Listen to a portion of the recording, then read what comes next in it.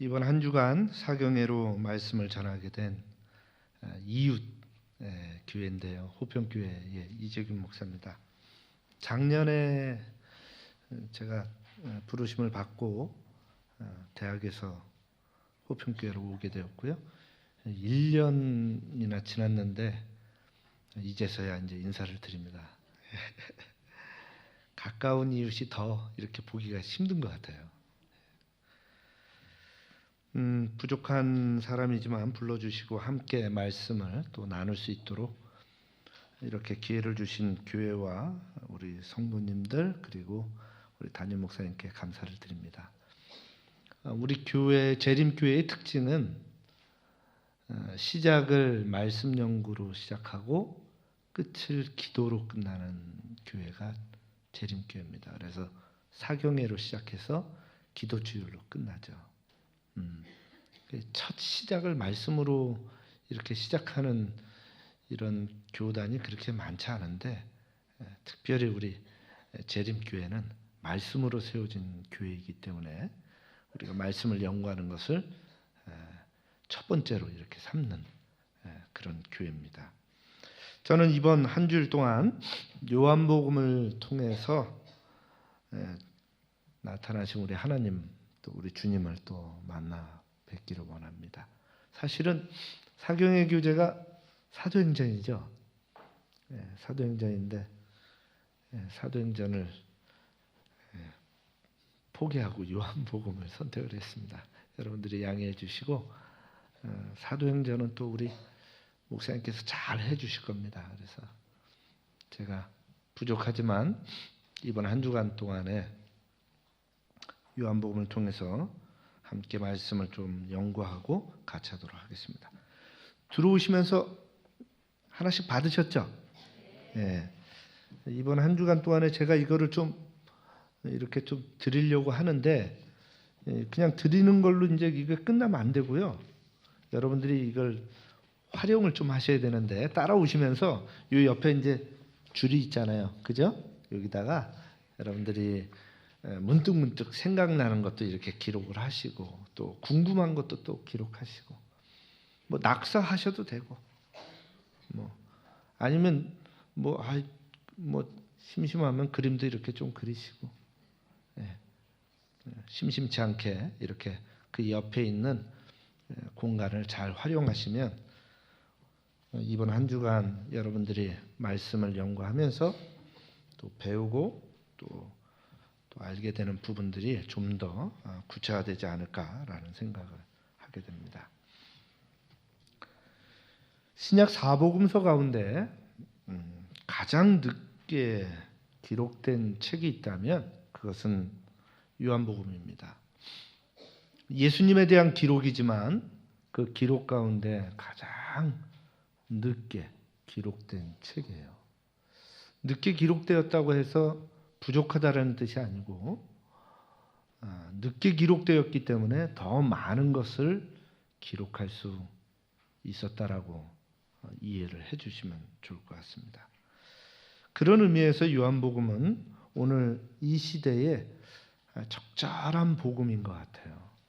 제가 왜 그런 말씀을 드리냐면 요한복음을 이제 우리가 이제 살펴보게 될 텐데요. 이 요한이 겪게 되는 그 시대적 그 아픔과 또 그 시대적 그 교회가 겪고 있는 상황들과 또 성도들이 겪고 있는 이런 부분들이 오늘 이 시대와 너무 흡사하기 때문입니다.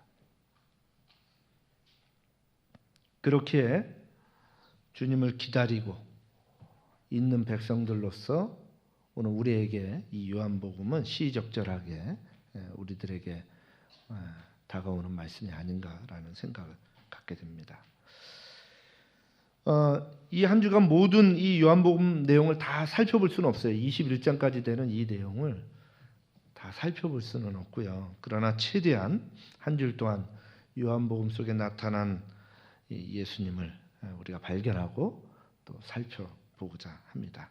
오늘 첫날은 제가 특별히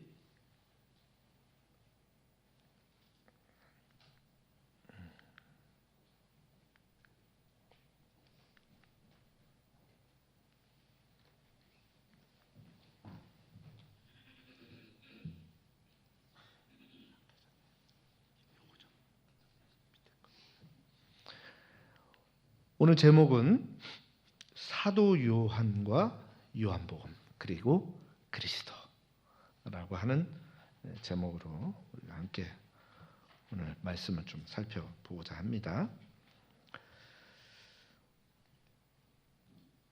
사도 요한은 반모섬에서 이 책을 썼다고 합니다. 그때의 나이가 우리 어떻게 되었을까요? 요한으로서는 정말 노년의 나이였습니다. 우리가 정확한 나이는 알 수 없지만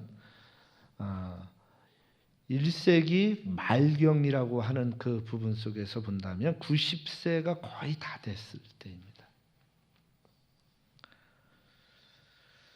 사도 요한은 이 요한복음을 연로한 나이에서 쓰게 됩니다. 그것도 이제 얼마 남지 않은 그런 시기 속에서. 여러분들 90이 되면 지금 여러분들의 주변에 혹시 이렇게 연세가 많으신 분이 있는지 여러분들 한번 보세요. 저희 어머님이 최근에 이제 작년에 이제 돌아가셨는데 29년생이었어요. 연세가 이제 90이 넘으셨죠. 90이 넘으시니까 정말 순식간에 이렇게 건강이 하루하루가 다르게 이렇게 달라지는 모습을 보게 되었습니다. 요한에게 있어서 그 당시의 환경은 지금보다 더 척박했다고 해도 과언은 아닙니다. 그런 시기에 그 연로한 나이에 예수님이 돌아가신 후에 그분을 증거하며 살아오던 이 연로한 요한이 죽음을 목전에 두고 이 요한복음을 썼다면, 그리고 그것을 쓰고자 했다면 그 나이에 거기에는 분명한 의도와 목적이 있었을 것입니다. 의도와 목적이 있었다라는 그 말은 다른 말로 말한다면 말하고자 하는, 전하고자 하는 그 마음의 심정이 있었고 그 말이 있었다는 거죠. 우리는 이것을 다른 말로 이렇게 표현하죠. 뭐라고요? 유언이라고 얘기합니다. 가족에게만 남기는 것이 유언이 아니죠. 우리 주님도 하늘로 올라가시기 전에 제자들에게 말씀을 남기셨죠.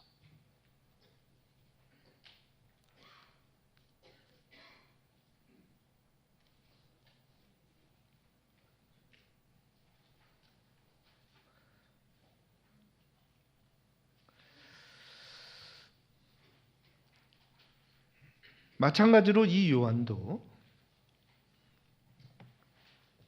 자신이 남기고 싶은 말, 전하고 싶은 말, 자신의 인생의 모든 것을 다 정리하여 하고 싶은 말을 썼다면 그것은 바로 요한복음입니다. 왜냐하면 계시록과는 달라요. 계시록은 계시를 통하여 하나님께서 주신 말씀이고, 요한복음은 그가 보고 듣고 경험한 것을 기록한 말씀이에요. 그렇기 때문에 그가 이것을 교회에, 그 당시에 교회에게 이 부분을 전하기를 원했다라면 거기에는 분명한 목적이 있었을 것이라는 것입니다. 그러면 그것은 무엇인가? 바로 이것입니다. 교회의 위기가 그 당시에 왔어요. 예수님이 돌아가시고 60년이 지났고요. 60년의 세월은 세대로 보면 벌써 두 세대가 지나갑니다. 30년을 한 세대로 우리가 본다면. 그러면서 이 30년의 이 세월이 아니라 60년의 세월이 지나면서 주님의 피로 사신 이 교회 공동체가 몇 가지로 신앙의 큰 위기와 도전을 맞게 되는 것입니다. 그 위기는 이렇습니다. 첫 번째로 요한을 제외한 나머지 예수님의 12 제자들이 다 타계했어요. 오로지 요한만 남은 것입니다. 마지막 증인만 남은 거예요. 신앙의 큰 증거자, 직접 예수님을 만난 본 믿음의 경험자들이 교회에 남아있지 않게 됐다는 것이죠. 1세대가 다 사라졌어요. 오직 예수님을 본 사람은 누구밖에 없냐면 요한밖에 안 남은 것입니다. 세대가 두 번이나 지나가게 되는 것이죠. 두 번째, 예수님이 돌아가신 지 벌써 60년이 지났다라는 것입니다. 다시 말해서 세대가 바뀌고 달라진 상황 속에 교회 공동체의 관심이 달라지고 있어요.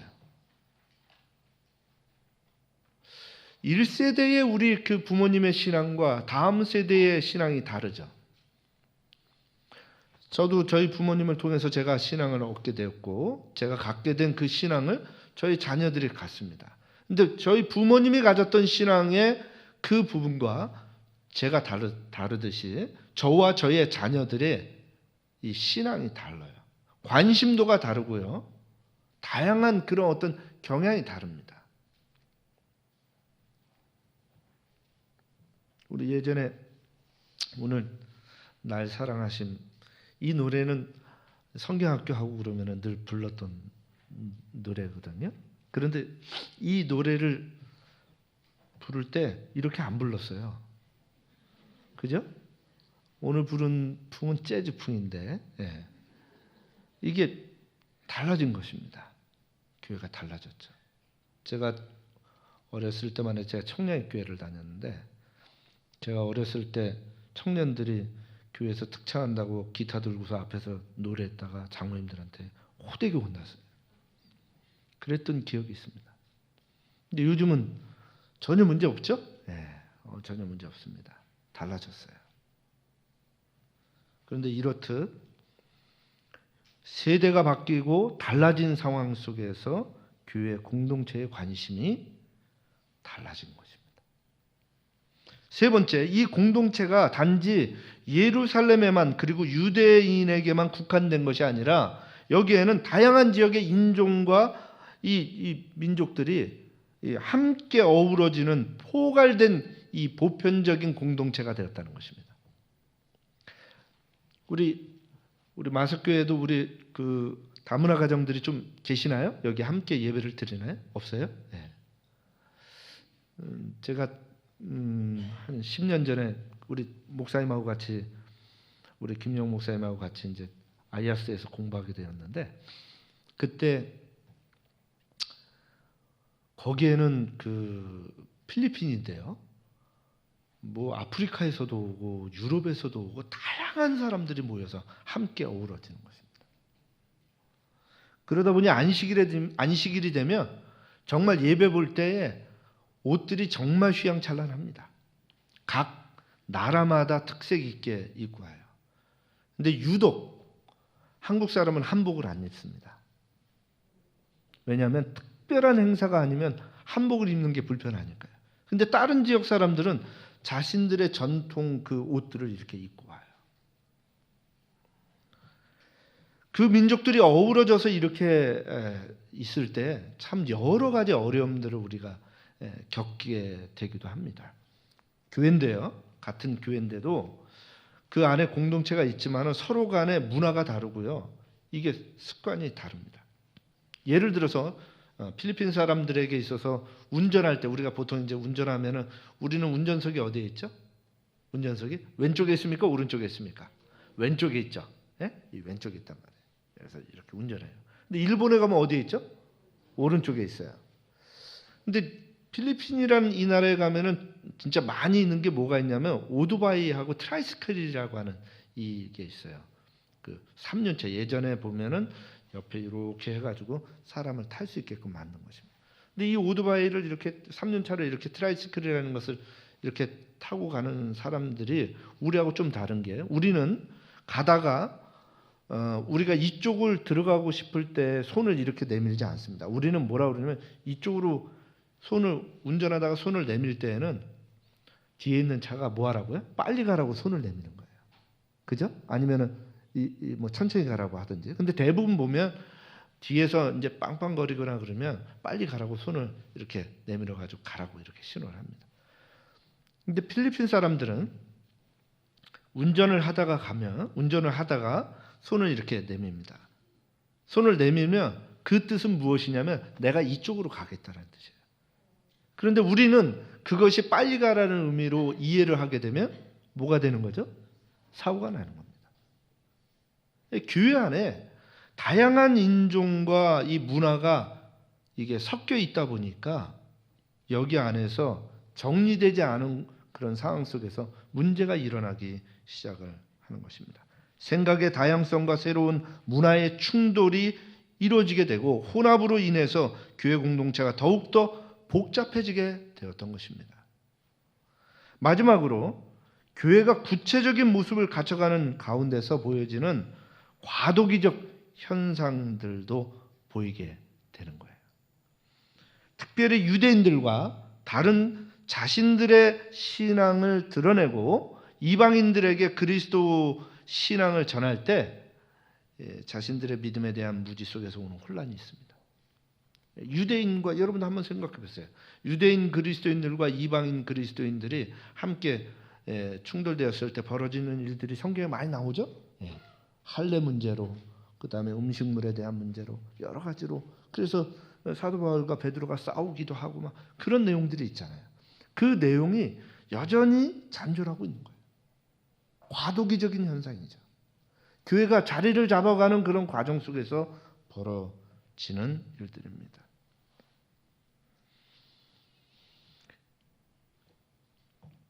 이러한 위기 가운데 놓인 교회와 성도들을 향해 이 노인 요한이 붓을 들어 글을 썼다면 그것은 그때 교회에 정말 중요하고 시급하고 필요한 것들을 말하고자 했을 것입니다. 그것은 그에게 맡겨진 시대적 사명임에 분명했어요. 왜냐하면 제자들이 다 어떻게 됐다고요? 다 죽었어요. 남은 것은 유일하게 누구밖에 없어요? 요한밖에 없는 것입니다. 주님을 직접 만난 마지막 남은 제자로서 흔들리는 교회와 성도들에게 전하고자 하는 간절한 소식이 있었음에 분명합니다. 아시다시피 AD 72년에 예루살렘이 멸망했어요. 로마가 들어와가지고 전부 다 말살을 시킨 것입니다. 그리고 나서 흩어지는 이 유대인들 속에 그리스도인들도 흩어질 수밖에 없었고 수많은 핍박과 압제 속에서 그리스도인으로 살아간다는 것이 쉽지 않아요. 뿐만 아니라 외부적으로는 헬라와 이 로마의 이 문화와 문명이 들어오는 것입니다. 유입되는 그 속에서 그것을 이겨낸다는 게 쉽지 않죠. 이미 젖어 있는 사람들에게 있어서는 교회에 젖어서 들어오는 사람들에게 같이 이렇게 어울려지면 여러분들 한번 보세요. 검은 물과 흰 물을 섞으면 흰물이 됩니까? 검은 물이 되는 거예요. 흐릿하게 뭐 이렇게 회색 이렇게 된다고 하지만은 절대 흰물은 되지 않습니다.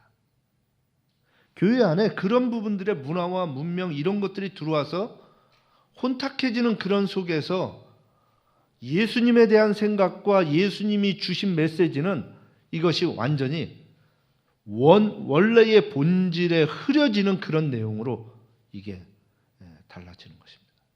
오늘날 재림교회도 마찬가지죠. 혼탁한 내용들이 너무 많이 있어요.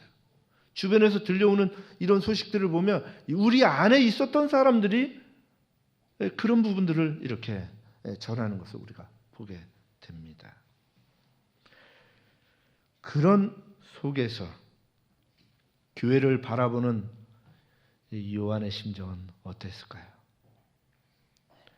피로 사신 주의 피로 세워진 이 교회가 그렇게 가는 것을 봤을 때 요한의 마음이 어땠을까요? 결코 이대로 둬서는 안 된다라고 하는 것이 요한의 절절한 심정이었을 것입니다. 마지막 남은 사도로서 주의 피로 사신 이 교회를 세우기 위하여 그들이 흘린 그 피와 땀이 허지로 돌아가지 않게 하기 위해서는 이 교회를 바로 세워야 되는 사명이 그에게 있었다라고 하는 것은 부인할 수 없었다는 것입니다. 그런 속에서 요한은요, 당시의 교회와 성도들에게 신앙적으로 호소를 하려고 할 때 할 수 있는 방법이 없었어요. 반모섬에서 이것을 쓸 때에 할 수 있는 방법이 없는 거예요. 직접 갈 수 없었기 때문에 그가 할 수 있는 것은 서신을 보내는 거였죠.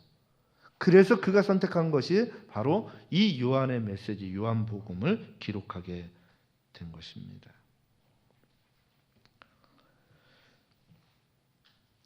흔들리는 교회와 성도들에게 신앙적인 호소를 합니다. 그 신앙적인 호소를 할 때 요한이 어떤 식으로 했을까요? 요한은요, 자신의 논리나 철학을 전달함으로 교회가 직면한 이 문제를 풀려고 하지 않았습니다. 여러분들 이것을 잘 아셔야 돼요. 요한의 살아온 연륜과 경험을 통하여 그가 배우고 깨닫게 된 그런 자신의 논리와 철학을 가지고 교회의 문제를 해결하려고 하지 않았다라는 것입니다. 그는 교회의 교리를 정립함으로 교회의 문제를 풀려고 하지 않았어요. 그는 교회의 행정이나 제도를 세움으로써 교회의 문제를 풀려고 하지 않았다는 것입니다. 지금의 교회의 문제는 그러한 것으로는 풀 길이 없으므로 요한은 어떻게 해야 이 문제를 풀 수 있을까 고민할 수밖에 없었어요. 현재의 교회의 문제는요, 요한은 생각하기를 이렇게 생각한 겁니다. 교회의 주인이시고 머리이신 예수 그리스도에 대한 무지와 불신에서부터 흔들리기 시작한 문제라고 보았던 것이에요. 다시 말해서 모든 문제의 원인은 예수님을 바르게 알지 못하기 때문에 일어나게 된 것이라고 보았던 것입니다. 세대가 두 세대를 지나다 보니까 예수님에 대해서 올바로 알지를 못해요. 그래서 그 시대에 헬라의 지식과 논리가 들어오게 되고 그 영지주의라고 하는 이런 지식의 논리로 예수님을 이해하고 또 예수님을 표현하려고 했었던 이런 수많은 그런 논리들이 예수님을 증거하지 못했다는 것이에요.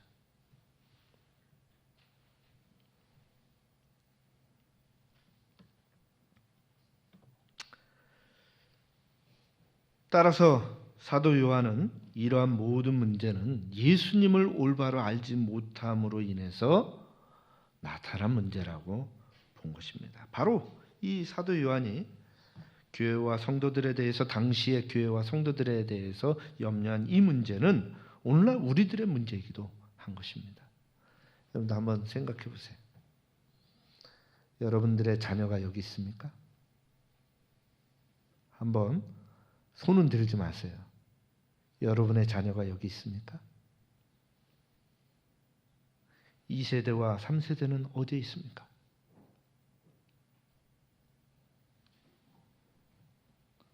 이것은 2000년 전에 사도시대의 교회의 문제만이 아니라 오늘 우리의 문제인 것입니다. 오늘 이 시대의 교회와 우리 자신의 신앙의 문제의 원인은 바로 예수님에 대한 무지와 불신에서 비롯된다는 것을 요한이 말하고 있는 것입니다. 그리스도에 대한 흔들리지 않는 믿음을 소유하기를 갈망하는 성도 여러분, 우리의 믿음은 어떻습니까? 만약 지금 우리의 믿음이 흔들린다면, 아니 우리의 자녀의 믿음이 흔들린다면 주님에 대한 여러분의 지식, 즉 성경 말씀이 삶 속에 부족하다라는 것을 의미하는 것입니다. 주님에 대해서 알지 못한다는 것이죠. 자녀들이 흔들리는 이유가 뭘까요? 주님에 대해서 알지 못하기 때문입니다.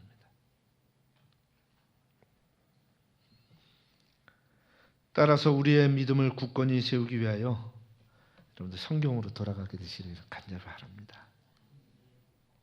말씀 속에서 그분과의 개인적인 만남, 그 시간이 우리로 하여금 굳건히 세울 수 있는 이 시대의 주의 백성이 되도록 이끌 것입니다. 그렇다면 사도 요한은요, 예수님을 어떻게 알고 있었을까요? 그는 예수님을 어떻게 알고 있었을까요? 그에게 있어서 예수님은 누구입니까? 우리는 사도 요한이 알고 있는 그 예수님에 대해서 오늘 좀 같이 좀 살펴보기를 원합니다. 3년 반 동안 함께 생활하면서 그가 경험한 예수님은 어떤 분이었을까요? 3년 반. 그러나 3년 반을 함께 생활했지만 예수님이 승천하신 이후에 60년의 세월을 그는 스스로 예수님을 마음에 모시고서 생활했어요.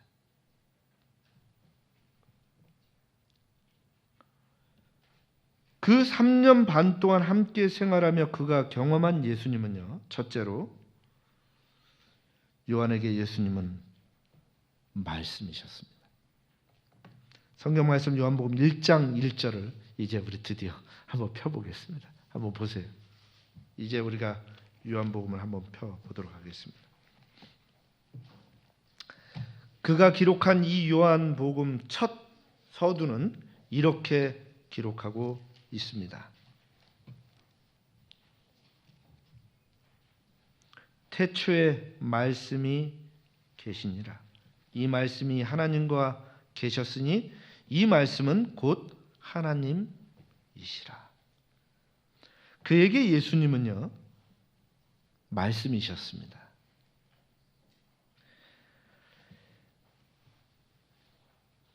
요한복음 1장 10절은 우리에게 이 부분에 대해서 이렇게 또한 말씀합니다.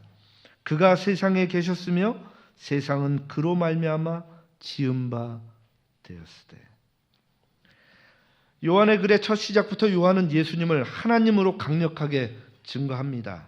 어떠한 논지와 설명도 없이 말씀이신 예수님을 하나님으로 드러냅니다. 설명이 없어요. 어떻게 해서 예수님이 이렇다 이렇게 설명하지 않습니다.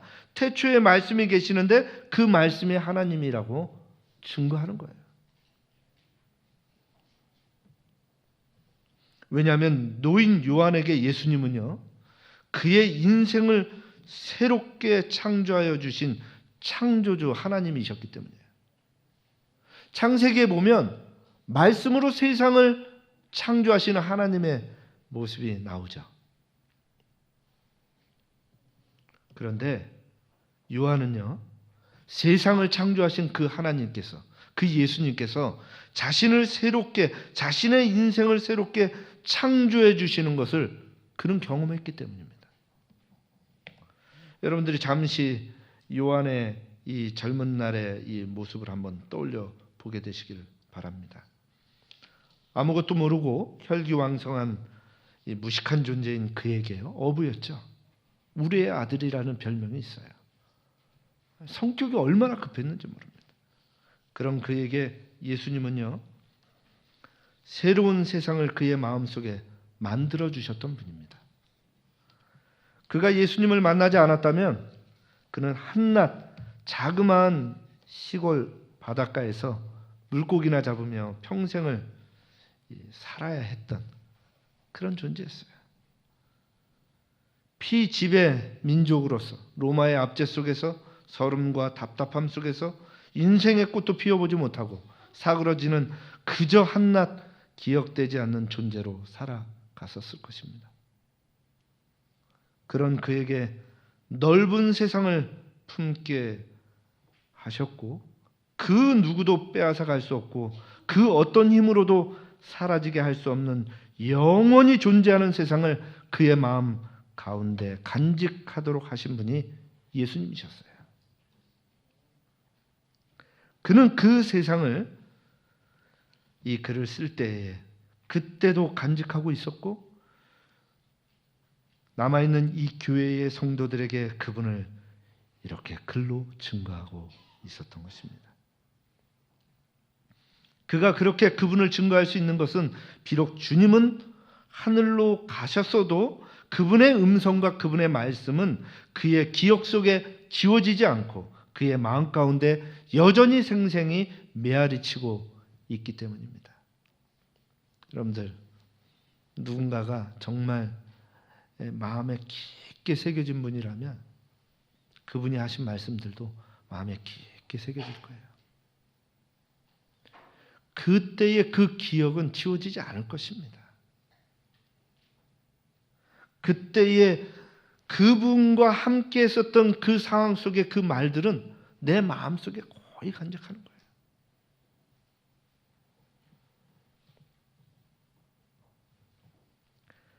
요한이 그랬습니다. 그는 그분을 기억하고 그분과 함께 있었던 그 세상을 기억하고 그분이 하셨던 그 말씀을 기억하며 이제 주님을 기억하지 못하는 이 교회와 성도들에게 그분을 증거하고 있는 거예요. 자신이 기억하고 있는 그분을.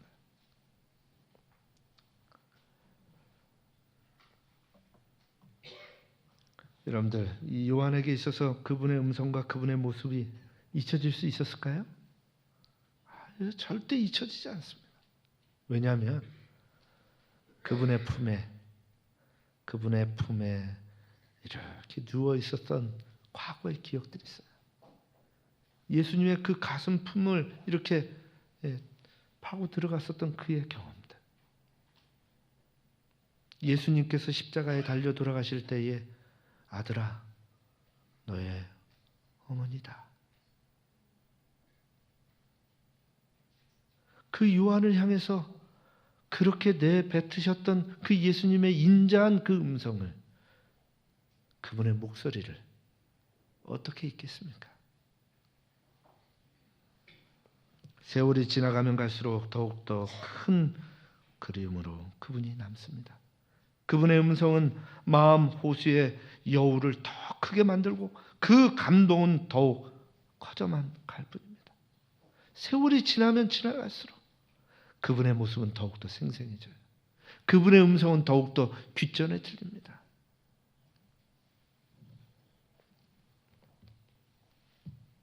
바로 그분이 요한에게는 말씀이셨고 하나님이셨던 것입니다. 두 번째로 요한에게 예수님은요, 생명이셨습니다.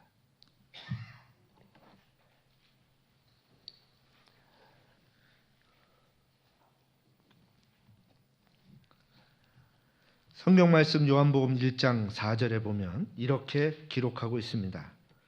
그 안에 생명이 있었으니 이 생명은 사람들의 빛이라. 요한은 말합니다. 그 안에 생명이 있었다. 예수님은 요한에게 영원한 생명이셨죠. 그에게 예수님은요, 요한복음 6장을 보면 만물을 다스리는 분으로서 나옵니다. 또한 요한복음 11장을 보면 이 죽은 자를 살리시는 예수님의 모습을 봅니다. 파도까지도, 이 바다까지도 잠잠하라 명령하시는 그분의 모습을 보게 됩니다. 생명을 불어넣으시는 그분의 모습을 그는 보았죠.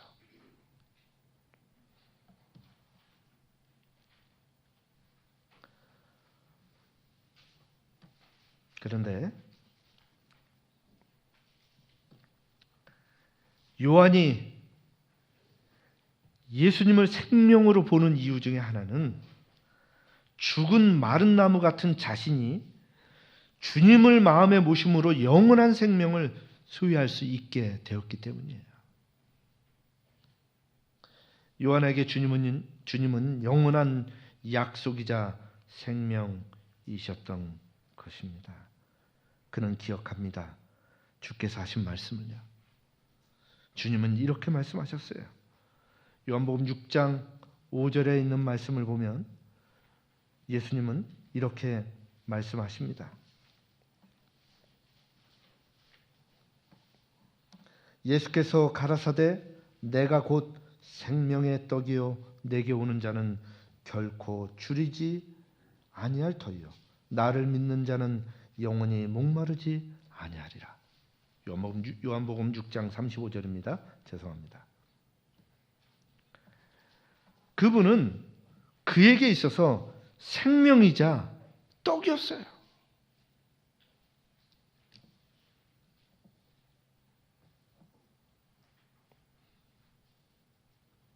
그분께서 주신 그 생명 안에서 그는 새로운 생명으로 다시금 태어나는 것을 경험하였던 것입니다.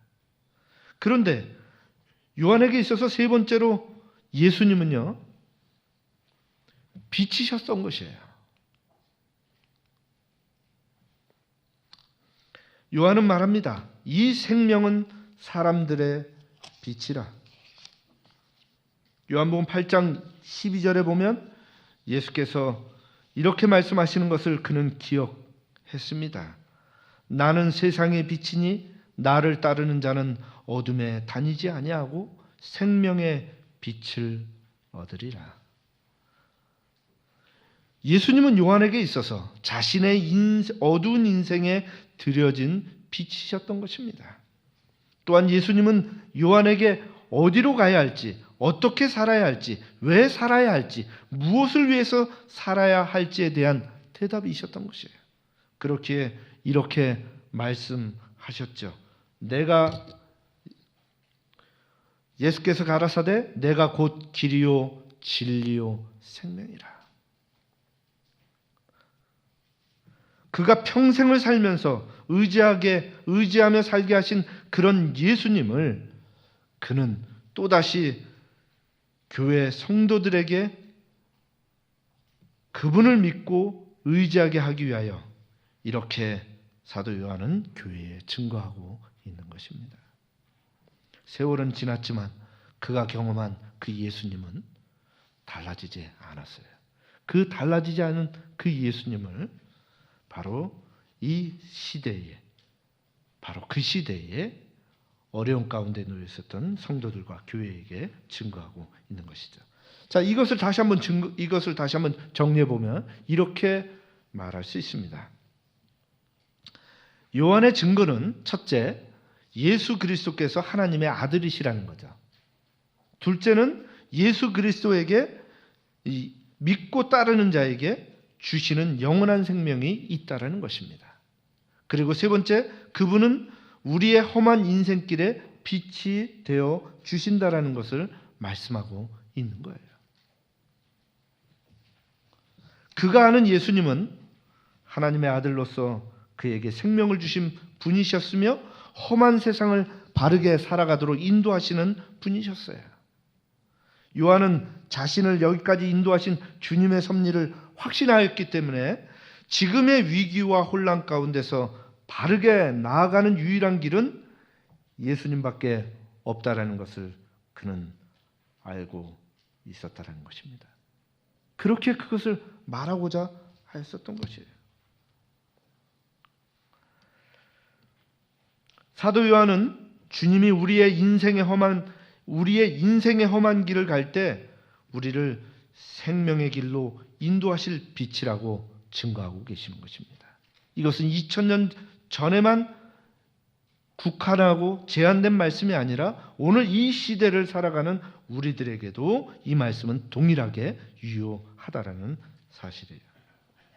그렇기에 이 말씀을 통하여 요한은 그 당시의 교회 공동체에게 이 말씀을 통하여 전하고자 하는 것이 있었다라고 하는 것이에요. 그것은 첫째, 이렇게 증거합니다. 그리스도 예수가 하나님의 아들이심을 믿게 하기 위한 것이었어요. 왜냐하면 세대가 달라지면서 예수님이 그들에게 절실하게 다가오지 않는 것입니다. 정말 생명을 내어놓고 하나님을 따르고 예수님을 따랐었던 1세대의 신앙과는 너무나도 다른 2세대, 3세대의 그 모습을 보게 될 때 요한은 증거하죠. 그가 생명을 내어놓고 따랐던 그분이 바로 누구시라고요? 하나님의 아들이시라고요.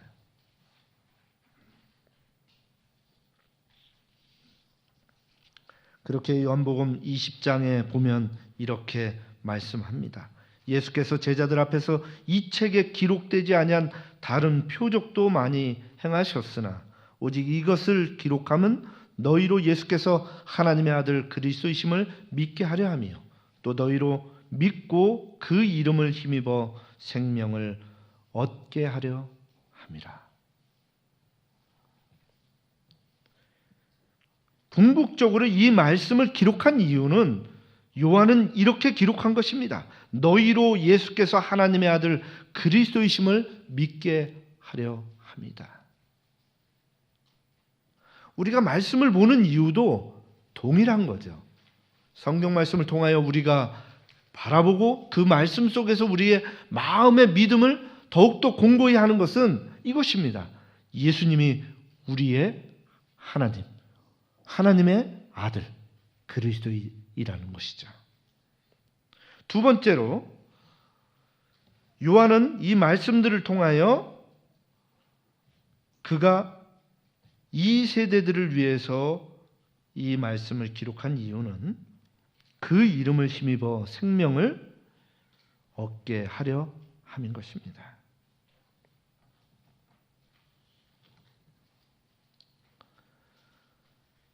성경 요한복음 3장 16절은 이렇게 말씀합니다. 하나님이 세상을 이처럼 사랑하사 독생자를 주셨으니 이는 저를 믿는 자마다 멸망치 않고 영생을 얻게 하려 하십니다.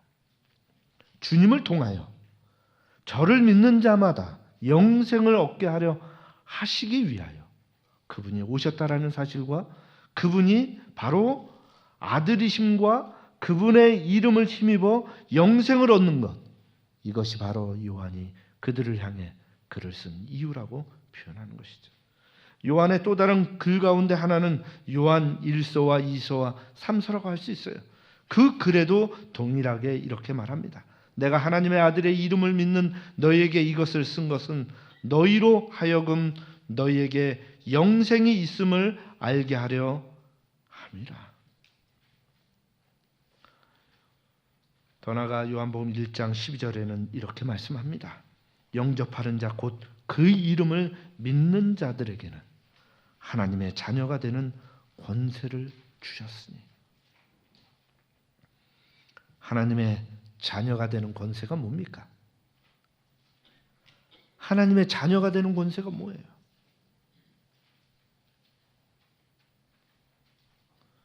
그분의 자녀가 되는 권세는 이 세상에 있는 것이 아니죠.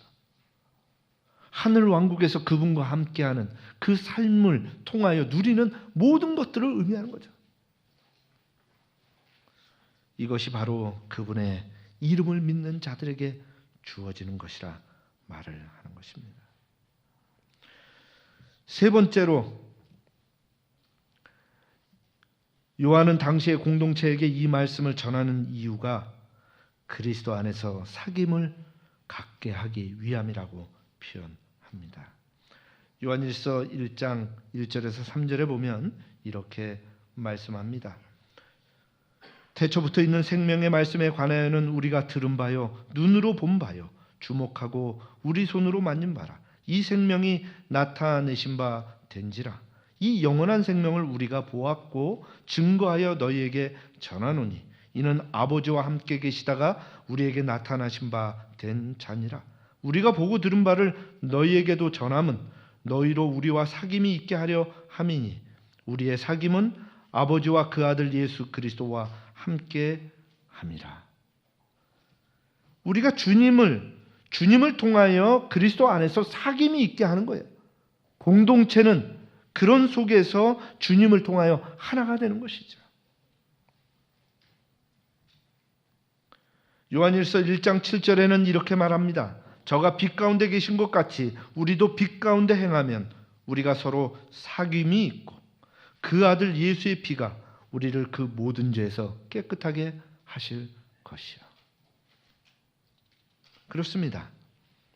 흩어져가는 그 시대의 2세대, 3세대들의 그 자녀들과 백성들을 향하여 요한은요 노년이지만 붓을 들어 글을 씁니다. 무엇 때문에? 그 성도들을 위하여. 흩어져가는 이 백성들을 위하여. 그 백성들을 다시금 하나로 묶고 사귐이 있게 하기 위하여. 그리고 그 안에서 영생을 얻게 하기 위하여. 그리고 그 안에서 하나님과 하나님의 아들과 교제함이 있게 하기 위하여. 그것이 1세기 후반에만 일어나던 그런 문제일까요? 아니죠. 지금도 동일한 거예요. 그런 부분에서 요한복음은 오늘 우리에게 시적절하게 말씀으로 다가온다고 할 수 있는 것입니다. 그렇다면 이제 정리를 좀 한번 해봅니다. 그렇다면 오늘 나에게 예수님은 누구입니까? 2000년 전에 요한이 그 시대의 교회를 향하여 그렇게 복음을 전했다면 그 복음을 전한 그 예수님은 오늘 나에게 어떤 분이실까요? 오늘 교회 공동체 그리고 나에게 예수님은 어떤 분이십니까? 성경은 우리에게 분명히 말씀하죠. 오직 이것을 기록함은 너희로 예수께서 하나님의 아들 그리스도이심을 믿게 하려 하며 또 너희로 믿고 그 이름을 힘입어 생명을 얻게 하려 함이니라. 그리스도를 믿고 그 이름을 힘입어 생명을 얻게 하는 것보다 더 귀한 것이 있습니까? 그런데 오늘 우리는 어떻습니까? 오늘 우리의 자녀들은 어떻습니까? 우리의 가족은 어떻습니까? 이보다 더 귀한 것이 있죠? 세상을 향해 나아갑니다. 그리고 교회 안에서 그것을 찾으려 하지 않죠.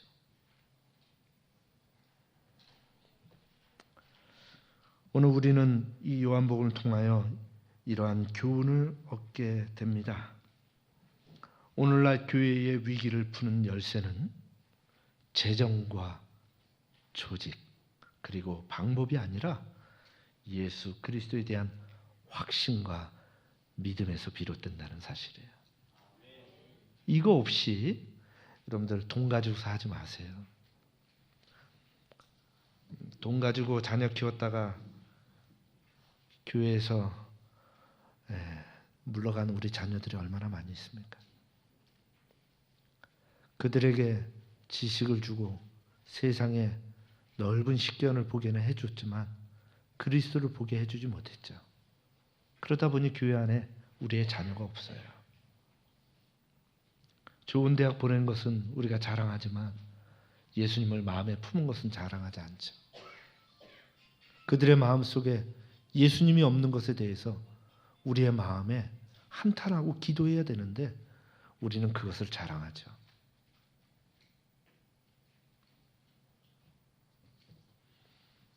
재정이 이 교회의 위기를 푸는 것이 아닙니다.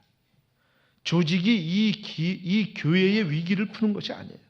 우리의 자녀들이 좋은 곳을 가는 것이 이 교회의 위기를 푸는 것이 아니라고 하는 것입니다.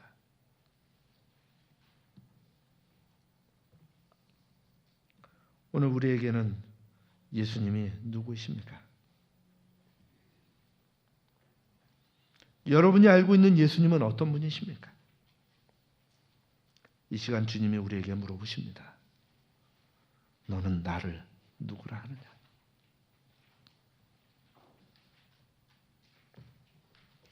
너는 나를 누구라 하느냐?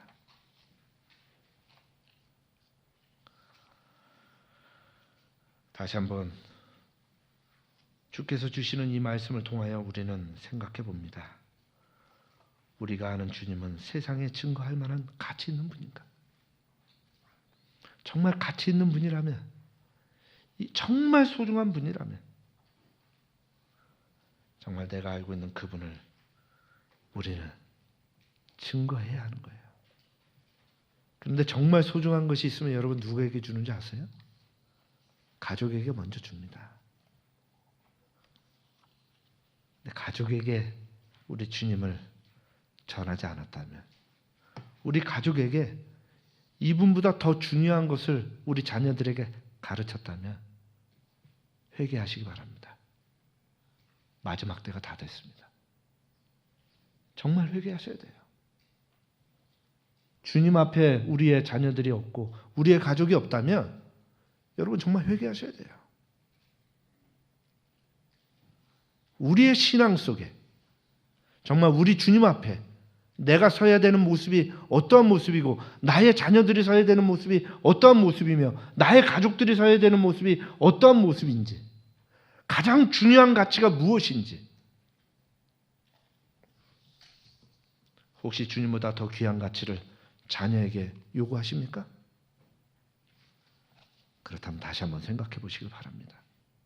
요한에게 있어서 죽음을 앞에 두고 그가 마지막으로 유언하는 그 말 속에 그는요 오로지 주님밖에는 말하지 않았다는 것입니다.